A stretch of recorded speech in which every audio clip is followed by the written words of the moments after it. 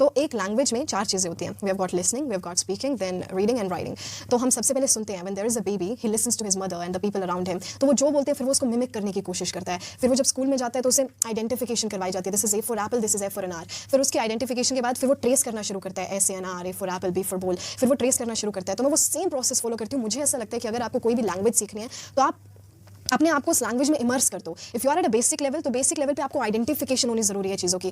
मतलब कि आइडेंटिफिकेशन किस तरीके से, ऐसे नहीं कि ये एप्पल है, एप्पल मैंने सेब, नहीं, एप्पल है तो एप्पल इज एप्पल। आपको उसकी विजुअलाइजेशन होनी चाहिए कि ये एप्पल है, और सेब है तो सेब है, यानी फैन मैंने पंखा, पंखा मैंने fan, not like that. English to English in a practical way. पर हाँ, मैं सिर्फ एक चीज़ का ध्यान रखती हूँ कि आपको आइडेंटिफिकेशन होनी किस चीज़ की जरूरी चाहिए, कि हम अभी पास्ट टेंस में बात कर रहे हैं, हम अभी प्रेजेंट की बात करें, या फिर हम फ्यूचर की बात करें, दैट इज इट। उससे आगे आपके पैसिव वॉइस आ गई, एक्टिव वॉइस आ गई, और जितनी भी ये सारी चीज़ें हैं, अगर आपने अपने आप को एक लैंग्वेज में इमर्स ही कर दिया, आप जो भी चीज़ करें, आपको चाहे समझ में भी ना आए। बिकॉज मैं BBC CNN न्यूज़ देखती थी, शुरू में नहीं समझ में आई, used to tell my father क्या ये मेरे समझ में तो आ नहीं रही। पापा used to like just be consistent with it, be consistent. जब हम छोटे होते हैं हमें कितनी किसी की लैंग्वेज समझ में आती है, नहीं आती, फिर हमें ग्रेजुअली वी डेवलप दैट। तो आप एक लैंग्वेज में अपने आप को इमर्स कर दीजिए और बिल्कुल एडवांस लेवल पे इमर्स